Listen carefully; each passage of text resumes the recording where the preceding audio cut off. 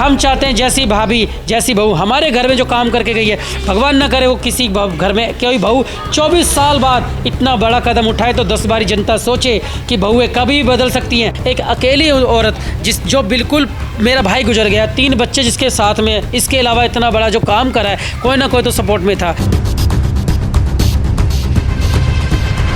भाई ने love marriage करी थी, हम भी राजस्थान के, भाभी भी राजस्थान की थी। हमें नहीं पता था कि हमारी भाभी की नीयत इतनी ख़राब है या सोच इतनी ख़राब है कि वो पूरा मकान ही हड़पना चाहती है। मैंने बोला भाभी इससे कर लो, 2 साल हो गए, 1 साल टाइम हो गया, 2 साल हो गए, क्या करना है? कह रही मुझे नहीं पता, तुम कोर्ट जाओ। मैंने बोला देखो दिन रात आप लड़ाई होती है, बच्चे मेरे छोटे हैं, आपके बड़े मैंने कर दिए। तो कह रही आप ऐसा करो किराए पे ले लो, 1 साल बाद इसका हिसाब करेंगे। तो मुझे नहीं पता था भाभी के मन में ये चल रहा था, इसको पूरा मकान बेचना था। मेरा भाई का सामान था वो सारा बेच दिया उन्होंने। मेरा जो दहेज का सामान था जो मैं यहाँ से लेके नहीं गया था वो सारा मेरी सास ने जो दिया था वो सारा बिक गया। दिल्ली पुलिस ने मेरी सुनवाई नहीं करी। वो मुझे मेरी रिपोर्ट दिखने के बजाय, मेरे ताले खोलने के बजाय उन्होंने उल्टा मुझे कहा कि इस घर में तेरी एंट्री नहीं है, तो घुस नहीं सकता। तो नशा मुक्ति केंद्र वाला कह रहा भाई एक बहन अपने भाई को जो जाल के गई है ये नशा करता है। मैंने बोला ये जो बहन बता रही है ये बहन नहीं है, आप मेरे गली में जाके पूछो, ये देवर है। मैंने थाने वाले से बोला सर मेरे भाई का आपको पता लग गया कि ये घर में वो रहता था, आप मुझे मेरा गेट तो खोलने दो। कह रहा इसमें तेरे पास चाबी नहीं है, खुलेगा भी नहीं तेरे से। मैंने कहा मेरे गली वालों ने बोला ये मकान इसका है, चोरी का नहीं है, ऐसे मत बोलो। नमस्कार, दिल्ली अप टू डेट देख रहे हैं, मैं हूं आपके साथ तनिषा। इस वक्त प्रेम नगर इलाके में मैं मौजूद हूं।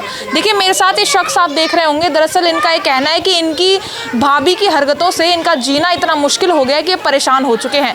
आखिर इनकी भाभी ने ऐसा क्या किया, आइए इनसे जुड़कर हम जानते हैं। क्या नाम है सर आपका? सूरज नाम मेरा। क्या किया आपकी भाभी ने आपको? ये भाभी हमारी 23 साल पहले, 24 साल पहले हम शादी करके लाई थी मम्मी। इस परिवार में हमारा बहुत अच्छा परिवार था, छोटा सा मकान था हमारा, हम आराम से रह रहे थे, कोई दिक्कत नहीं थी। भाई ने लव मैरिज करी थी, हम भी राजस्थान के, भाभी भी राजस्थान की थी। भाभी हमारी पश्चिमपुरी की थी, माधुर मेट्रो स्टेशन के पास का एरिया था।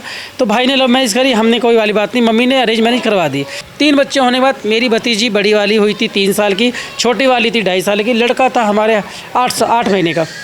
ये अच्छा भला परिवार चल रहा था। अचानक मेरे भाई की तबीयत ख़राब हुई और वो 2 दिन ही खाली मुश्किल से रहे होंगे, एक्सपायर हो गए। कैसे, मतलब किसी बीमारी से या क्या? अब ये कुछ नहीं समझ आ रहा मैडम, उनकी तबीयत कैसे ख़राब हुई। कंपनी में काम करता था, टाटा मोटर कंपनी में एक्सीडेंटल इंचार्ज। फिर मैंने कहा अपनी कंपनी से मैंने PF निकलवाया, अपनी कंपनी से मैंने, और फिर इस घर के ऊपर मैंने होम लोन लिया। ऐसे करके कैसे जैसे कि तैसे करके। इस घर की बात कर रहे हैं जो ये आधा बना हुआ है? आधा बना, पहले कुछ भी नहीं बना हुआ था। अब मुझे नहीं पता था कि मेरी भाभी जब मेरे से चिड़े पड़े हैं तो मेरी भाई की शादी कहाँ से होगी। ये चिड़ कब से हुई, मतलब ये अचानक से क्यों सारी चीज़ें बदल गई? हुआ कि मैंने ये मकान 3 मंजिल बनाने के बाद, शादी होने के बाद 2 मंजिल और बनाया इसको। फिर मैंने बोला भाभी आपको क्या चाहिए, आप चाहो तो क्या चाहते हो? कह रहे आप ऐसा करो किराए पे ले लो। मैंने बोला देखो दिन रात आप लड़ाई होती है, बच्चे मेरे छोटे हैं, आपके बड़े मैंने कर दिए। तो कह रही आप ऐसा करो किराए पे ले लो, 1 साल बाद इसका हिसाब करेंगे, मैं अपना हिस्सा ले लूँगी। मैं ठीक है, मैंने उनकी बात मानी। मैंने चलो माँ गुजर गई, पापा गए, भाई गए, भतीजा गया, चलो भाभी बच्ची है, माँ के समान है, इसकी बात मैं मान लेता हूँ। मेरे से इतनी बड़ी गलती होगी कि मैं किराए पर चला गया। मेरे को लगा चलो भाभी सही कह रही है। घर होते हुए आपने किराए पे, आप किराए पे? मैं किराए पे इस मारे गया था, कुछ डेली भाभी की लड़ाई होती थी, मैं ऑफिस से आता था, डेली घर में टेंशन देखता था। मैं सोचता था चलो भाई अब मैं क्या करूं, मेरे साथ फैमिली में कोई है नहीं, पड़ोस है, पड़ोस वाला कितना समझा सकता है, एक फैमिली वाले होते हैं। अब जब कोई है नहीं तो मुझे ऐसा करना पड़ेगा कि मैं किराए पे ले लेता हूं। भाभी कह रही है कि 1 साल बाद इस मकान को बेच या हिस्सा ले लेंगे बेच के। कि जब मैंने भाभी से बोला कि चलो भाभी अब आपने बोला था 1 साल हो गया, इस मकान को बेच लेते हैं, तो मुझे नहीं पता था भाभी के मन में ये चल रहा था इसको पूरा मकान बेचना था, और मुझे नहीं पता ये क्या माइंड में था उनके। फिर भाभी ने मैंने भाभी से कहा मैं आपको ऐसा करता हूँ, मैं फिर केस डालना पड़ेगा, आप नहीं मान रहे। तो भाभी ने रात दिन में ऐसा और ज़्यादा लड़ाइयाँ स्टार्ट कर दी। अब मेरी बीवी यहाँ नहीं रहती थी, मेरे बच्चे नहीं रहते थे। मैं सोचता था होगा कैसे, ना तो ये हिस्सा कर रहे हैं ना हिस्सा लेके कहीं जा रहे हैं। बंटवारे के लिए क्यों नहीं तैयार थे? ये क्या ये चाहती थी कि पूरा मकान इनको मिल जाए? मेरी मम्मी जब एक्सपायर हुई तो मैंने मेरी भाभी से बोला कि आप ये बताओ मकान के कागज़ कहाँ हैं? कह रही मेरे पास ना मकान के कागज़ हैं, ना मम्मी की चीज़ है, ना दहेज का सामान, कुछ भी आपकी मम्मी का मेरे पास नहीं है। मैंने बोला मम्मी आपके पास रहते थे, मेरा भाई का सामान था वो सारा बेच दिया उन्होंने। मेरा जो दहेज का सामान था जो मैं यहाँ से लेके नहीं गया था वो सारा मेरी सास ने जो दिया था वो सारा बिक गया। एक बाइक थी मेरी वो भी मैं बस वो छोड़ के बाकी मेरा भाभी सारा सामान बेच के रफू चक्कर होने का प्लान था और कर गई। वो सारा काम उसने करा। फिर धीरे धीरे पता लगा कि मेरी भाभी ने अपना सामान नहीं निकाला। ना तो पड़ोसी को पता लगा ना हमें पता लगा कि उसने जो ये काम था इतनी स्मार्ट ना इतनी शार्प तरीके से करा कि सब भौचक्के रह गए। दिल्ली पुलिस ने मेरी सुनवाई नहीं करी। वो मुझे मेरी रिपोर्ट दिखने के बजाय मेरे ताले खोलने के बजाय उन्होंने उल्टा मुझे कहा कि इस घर में तेरी एंट्री नहीं, तू घुस नहीं सकता। मैंने बोला सर गली वाले हैं, मेरे पड़ोसी हैं, इन्होंने मुझे फ़ोन करके मेरे भाई के बारे में बताया। ऑलरेडी मैं एक्सीडेंट होकर बच के आया हूँ, तो ऐसा क्यों कह रहे हैं? कह रहे हैं ऐसा करते हैं थाने चलते हैं। मैंने सर थाने में तब जाऊँगा, आप मेरी भाभी का नंबर लो, उसको पूछो कि मेरा भाई कहाँ है।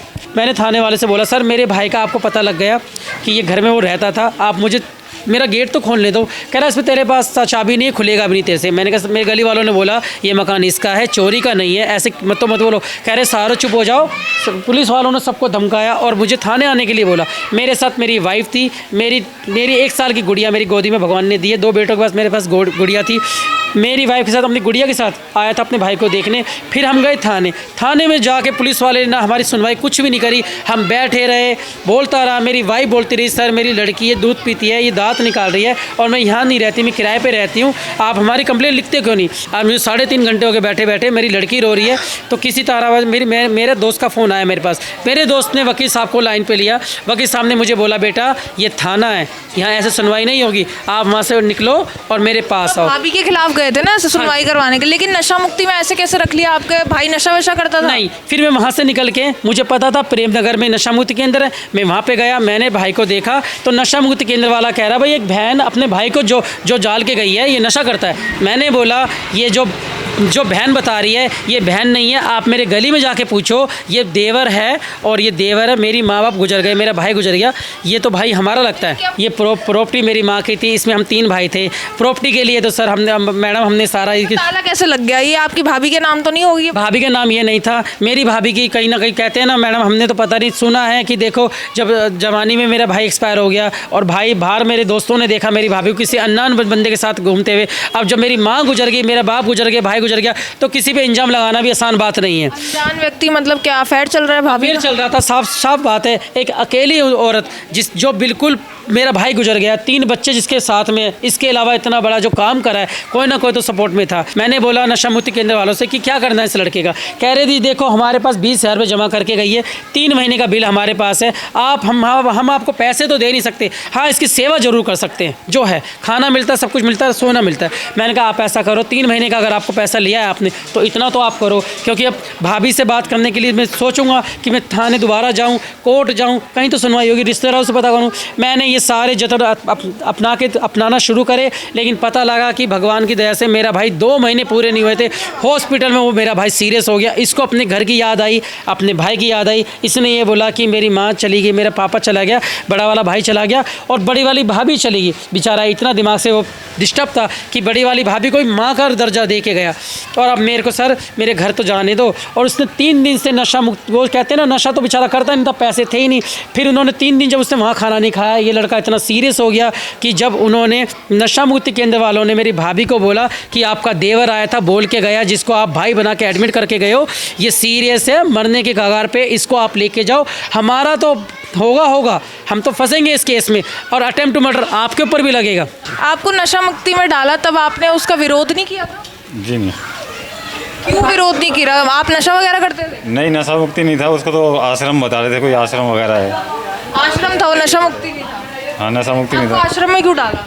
पता नहीं क्यों ले गए उठा के इनको, ये इनका लफड़ा होगा कोई, ये सामान सुमून का किसी का कहीं दूर से, हमको तो पता नहीं। बाकी आपकी कंडीशन काफ़ी क्रिटिकल थी, आपके भाई बता। रोटी सब्जी लेने जाता था यहाँ पे होटल पे, मेरी रोटी सब्जी बनती थी, तो वही लेके अपने घर में आया था, डेली रोज़ का काम था। बाकी व्यवहार कैसा रहता था आपकी भाभी का आपके प्रति? वो ऊपर रहते थे अपने मर्जी से, अपने कहीं कहाँ जाते आते थे, मैं डिस्टर्ब नहीं करता था क्या किधर जाती है किधर आती है, ना पूछताछ करता था किसी गली वालों से ना किसी से। मैं अपने आप से मतलब रखता। आपकी हालत कैसे बिगड़ गई थी वहाँ पर? कहा जाता था काफ़ी ज़्यादा गंभीर आपकी हालत हो गई थी उधर। मैं अब क्या बताऊँ आपको, मैं बता ही नहीं सकता। बीड़ी का धुआं रखते थे वहाँ पे, नशे का कोई फूलों वूलों का, हफ्ते में एक बार हाथ उठा देते थे कभी बिना ही मतलब मैं कुछ बोलता था, कुछ कहता भी नहीं था, जब भी हाथ उठा देते थे। हमें नहीं पता था कि हमारी भाभी की नीयत इतनी ख़राब है या सोच इतनी ख़राब है कि वो पूरा मकान ही हड़पना चाहती है। और उसने किसी के साथ मिलकर जो गया आप इसको लेकर कोर्ट में गया, मैंने जब मेरी भाभी ने मुझे 2 साल तक मेरे बोला भाभी इससे कर लो, 2 साल हो गए, 1 साल टाइम हो गया, 2 साल हो गए, क्या करना है? कह रही मुझे नहीं पता, तुम कोर्ट जाओ। आप बताओ कि जिस घर में अपनी भाभी को लाए थे, आप भाई के साथ लाए थे, और उस घर में मैंने घर अपने हाथ से बनाया, मेरा भाई खो गया, मेरा भतीजा चला गया, फिर भी मेरे भाई के 3 बच्चे मेरे को दे के गया, छोड़ के गया मेरी गोदी में, मैंने उन पाल पोस के उनको बड़ा करा, मैंने क्या गलत करा? अब इसके साथ और हमारे साथ जो अन्याय हुआ है वो गली है, हमारे पड़ोसी जानते हैं कि वो किसी के साथ मिलके किसी भाई पता नहीं कौन सा चाहते क्या है, मांग क्या है? मेरी ये मांग है कि जो बहू जिस भाभी, एक कहते हैं बहू और भाभी दोनों ही रिश्ते थे हमारे घर में, मेरी माँ की बहू थी और हमारी भाभी थी। हम चाहते हैं जैसी भाभी जैसी बहू हमारे घर में जो काम करके गई है, भगवान ना करे वो किसी घर में कोई बहू 24 साल बाद इतना बड़ा कदम उठाए तो 10 बारी जनता सोचे कि बहुएं कभी भी बदल सकती हैं। विश्वास करने अपनी जगह है और अनहोनी होना बहुत बड़ी बात है। अब यहाँ पर जैसे कि बताया जा रहा है कि ये पूरी प्रॉपर्टी है और इस प्रॉपर्टी के चक्कर में जो है भाभी ने इनके साथ जो खेल करा वो पूरा आपने सुना। कहा जा रहा है कि इनके भाभी के बच्चों को भी इन्होंने बचपन से पाला, लेकिन क्या इसका अंजाम हुआ आपने साफ तौर पर देखा। इनको किडनैप किया गया, जो इनके दूसरे भाई हैं, उसके बाद जो है उन्हें नशा मुक्ति केंद्र में भेज दिया गया और कहा जा रहा है कि वहाँ पर जिनको काफ़ी परेशान किया जाता था, इनकी हालत काफ़ी ज़्यादा क्रिटिकल हो गई थी, लेकिन बाद में इनको वापस लाया गया। इस घर में ताला लगा दिया गया था और कहा जा रहा था कि ये मकान इनका नहीं है। अपना मकान होने के बावजूद जो है ये किराए के घर में रह रहे थे। देख सकते हैं किस तरीके का अंजाम जो है यहाँ पर भाभी ने इनको दिया। यहाँ पर बहुत ही दुखद खबर थी ये। इनको लोगों को अपना घर था, लेकिन उसके बावजूद इन लोगों को किराए के घर में रहना पड़ रहा था।